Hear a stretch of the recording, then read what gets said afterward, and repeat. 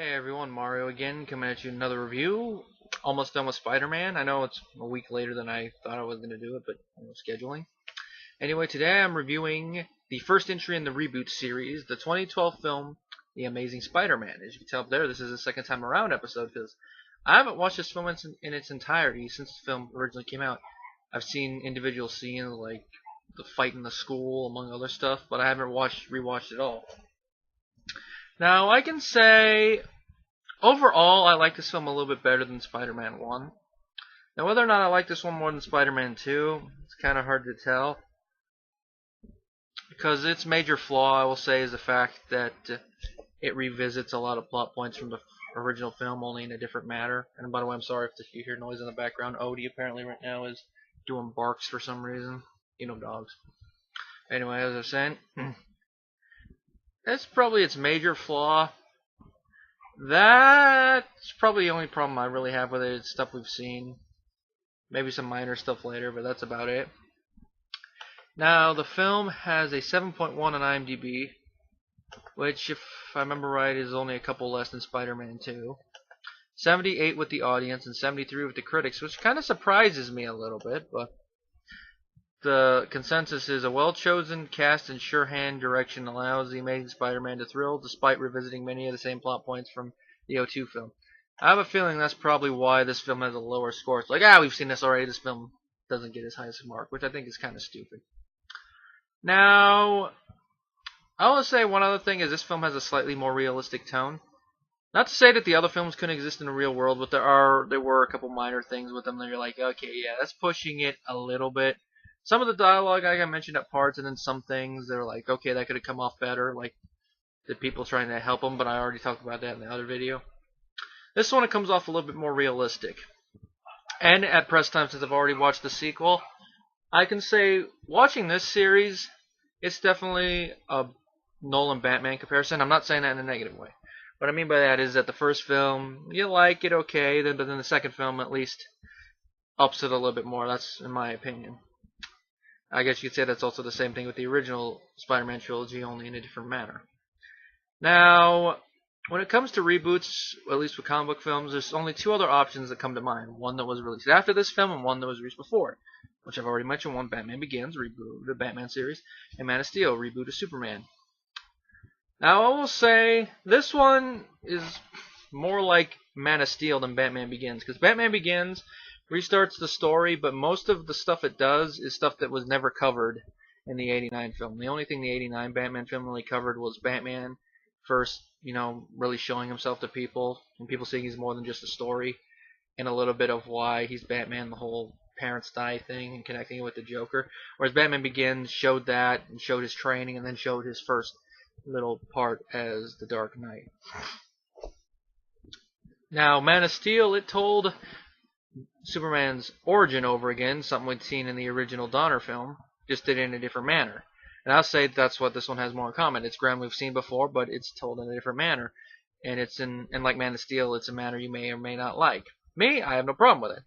I'd say it's hard to tell if I like this film more than Man of Steel, because I'd probably have to watch them back to back to see which one I like more, but I liked it. There are a little couple moments in there that I thought, okay, but there were also some moments like that in the previous trilogy, so I can't hold it against it. But this one is like, okay, that's a little pushing it, which I'll get to. Now, the film was directed by Marc Webb, and no, I am not making that up for those of you who don't know who the director is. You have to think that they probably looked at all the directors that were on this list and looked, oh, this one looks interesting. Marc Webb. Spider-Man. Webb. Let's go for it. Spelled with two W's, but that's just weird. And before this, before the two Spider-Man films he's only done one other film, and that's 500 Days of Summer, which is a film I really want to check out one of these days, see what some of his pre-Spider-Man work was. Now, the screenplay was by James Vanderbilt, Alvin, Sargent, and Steve Kloves, which I thought it was a decent one. Good for origin retelling. The film stars Andrew Garfield as Spider-Man, which I was a little hesitant at. I'll say I was a little hesitant at first when I first heard this guy was cast, because I never heard of him. I'm like, yeah, I never heard of the guy, but you never know, he might do it. And I'm glad they got a guy I'd never heard of, so at least to me he was an unknown.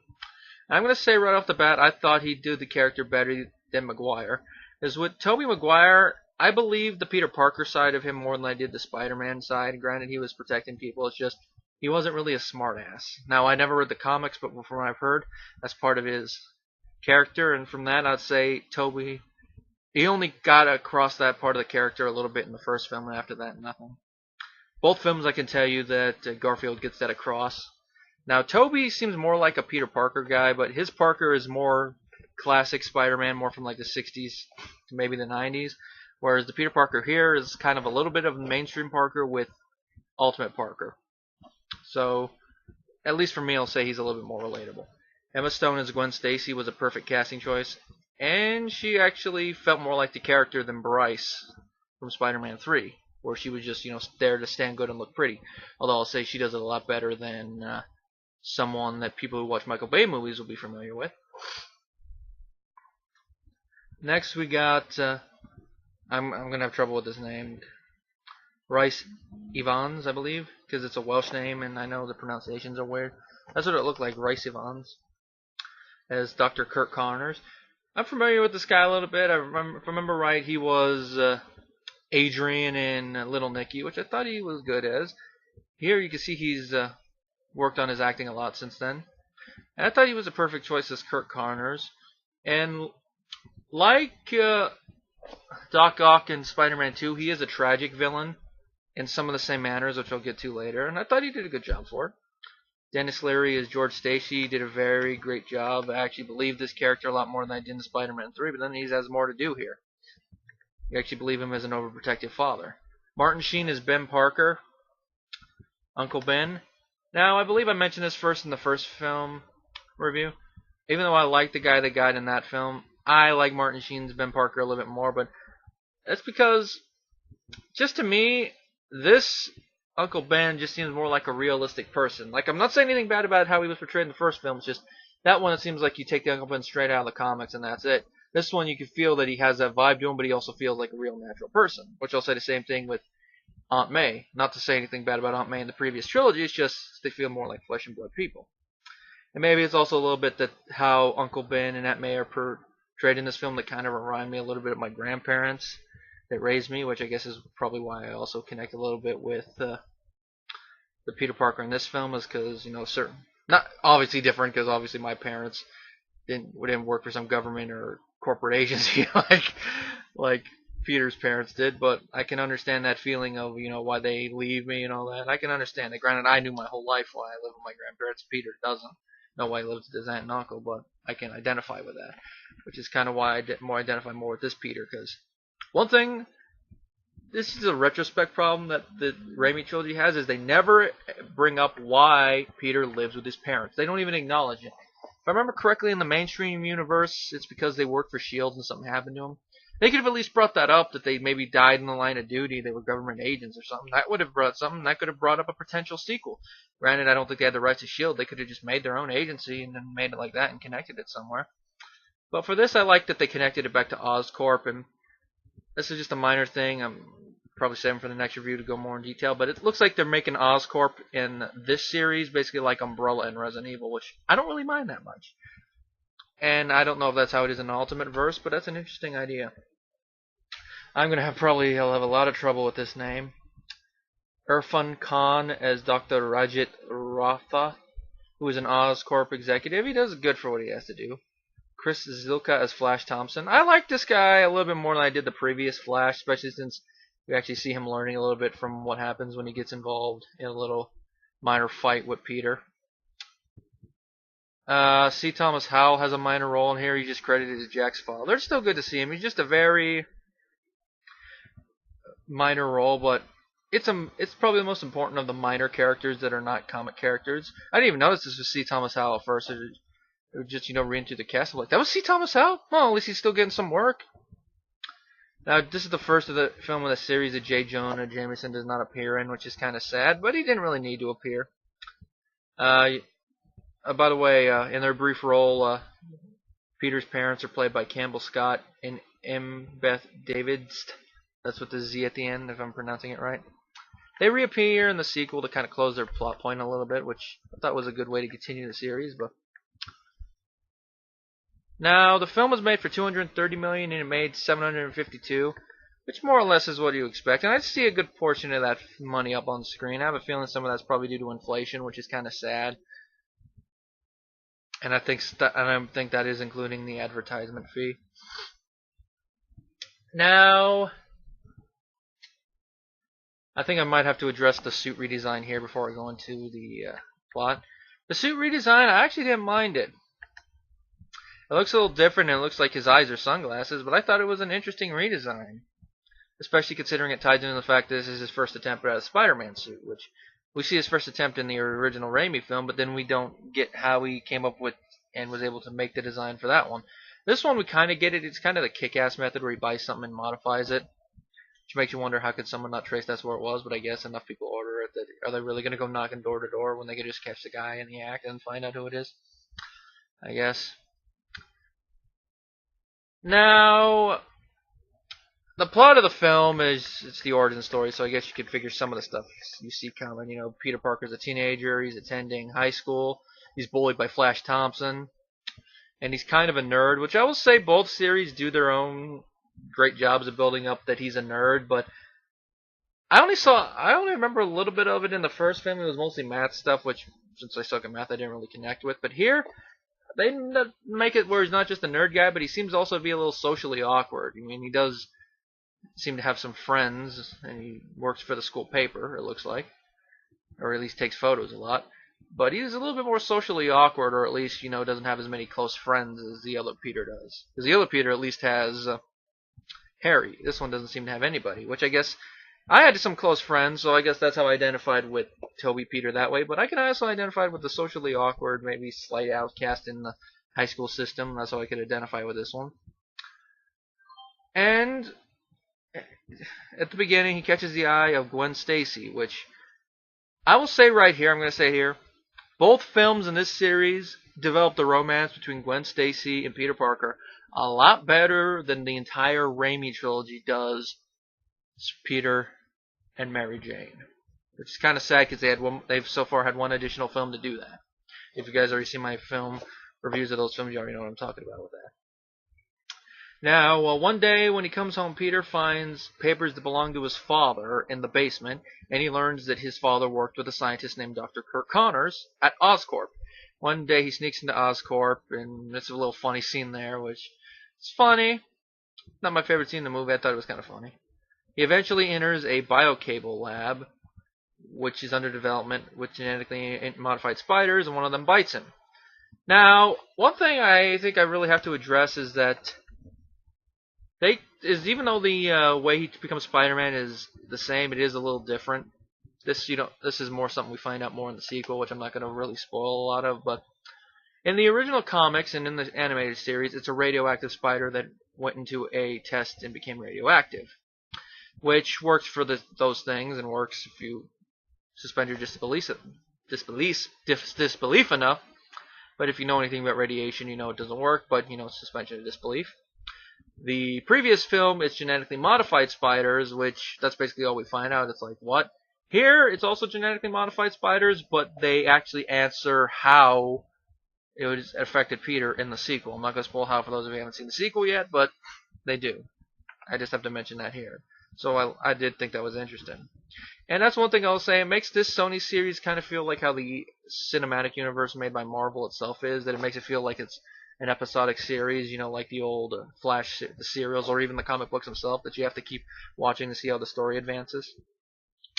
Now, as time goes on, Peter notices that he has spider-like abilities, and this is done for a little bit more comedy, which I didn't mind it, because it actually did make this one thing make a little bit of sense, because one thing, maybe this is more of a subconscious thing I didn't notice until they kind of pointed this out, is that if he's able to use the spider things on his hands to walk on walls, wouldn't logic to note that other things would stick to it as well? I mean, spiders themselves probably, since birth, have from birth and also a long evolutionary history of instinct, know how to walk on things without them sticking to them when they don't want them to.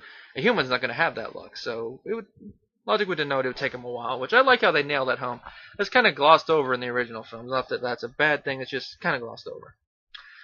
Now, eventually Peter goes and visits Connors, and he reveals who his son he is, and they begin talking, and he gives Connors the decay rate algorithm to help him with his research in regenerating limbs, because they were studying lizard DNA, among other things, to try to regenerate limbs. Which is a good idea if you think about it, for all the amputees and people who lost limbs other ways out there. Now, Connors is being pressured by his superior, Dr. Ratha, to devise the cure. And as we find out, part of it is because of Norman Osborn, the CEO, who is not seen. Now, eventually Connors is pressured and threatened with being fired, and he actually is briefly, and Connors tests the thing on himself. His arm grows back, but then he begins to mutate more, and he becomes the lizard. And this is where the tragic aspect of his character comes out, because, like Doc Ock before him, his experiment actually goes against him. Whereas Doc Ock was being controlled by the arms after the chip was destroyed, the DNA itself is what's messing with Connors. That's more of an implied thing. I noticed it right off the bat. It's like, okay, the lizard DNA is messing with his mind, because it's not that hard of a thing to go to. Because think of it, we're mammals, humans. Lizards are reptiles. You would think that introducing one DNA to another, if it has a bad side effect, it's probably going to be because of the difference in DNA, instinct, evolution, and all that. And we see it in there. And the moment he becomes normal again after the lizard DNA wears off, you notice the immediate difference in Connor's behavior. And it makes him kind of a tragic character, and it's a testament to the actor that he pulled this off. And I think it was a good idea they chose Lizard as first. First time I watched the film, I thought it was okay, but watching it again, I thought it was a good choice for a villain. Now, while I'm here, I have to talk about Uncle Ben's death. They changed it, in which I will say I prefer the classic one. I don't mind how part of what they changed it, and that is changed the circumstances surrounding why Uncle Ben got shot. You know, him and Peter having a disagreement, him running out, and then Uncle Ben going out to find him, and then trying to stop a guy who just robbed a store and then getting shot. That, I don't mind, and I think it's kind of tragic, especially since, like in the classic one, Peter had the chance to stop the guy, and he didn't because he wanted to get back at the store owner. And of course, from there, that's why he becomes Spider-Man, trying to find the guy. Now, this thing doesn't have any closure in the sequel. I would say he doesn't really find the guy, which is like, okay, unless they're going to turn this guy into another villain or becomes a villain later on in the Ultimate Verse, it's kind of a problem. But I'm just going to see how it develops, because if they don't answer it at all in any of the sequels, I'm just going to say, okay, are they going with the whole angle that he's just going to let his anger towards that guy go, and if they catch the guy and try him, or if he finds the guy incidentally, he'll just give him to the cops? I could see that working. I mean, classic one, it kind of works, him finding the guy and seeing it, you know, it was just vengeance, and, you know, revenge is a poison and all that thing. Here, it'll go.